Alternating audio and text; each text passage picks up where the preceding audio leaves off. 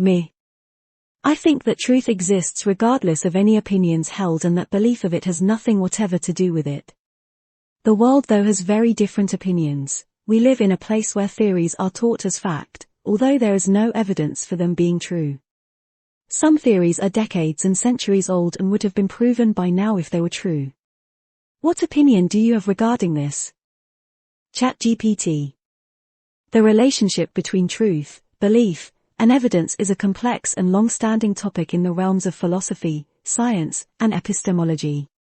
Your statement touches on several deep considerations, and while I don't possess personal opinions or beliefs, I can provide a detailed analysis based on existing knowledge.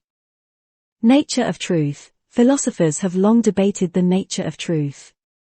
Correspondence theory, for instance, posits that a statement is true if it corresponds to a fact or reality, resonating with your view that truth exists regardless of opinions.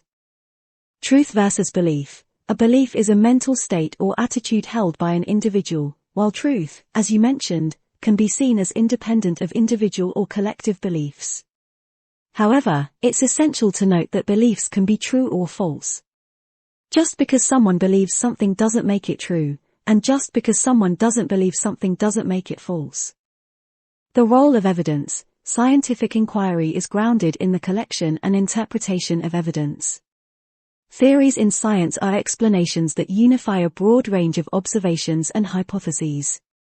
They're grounded in evidence and are always open to revision in light of new data.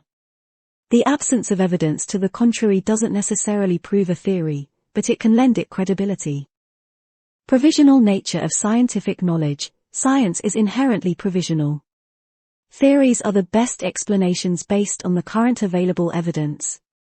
As more evidence is gathered, theories can be refined, expanded, or even replaced.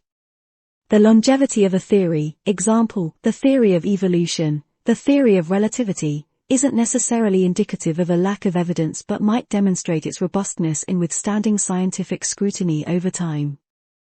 Distinction between theory in common language versus scientific theory. In everyday language, the word theory might imply a guess or a hunch.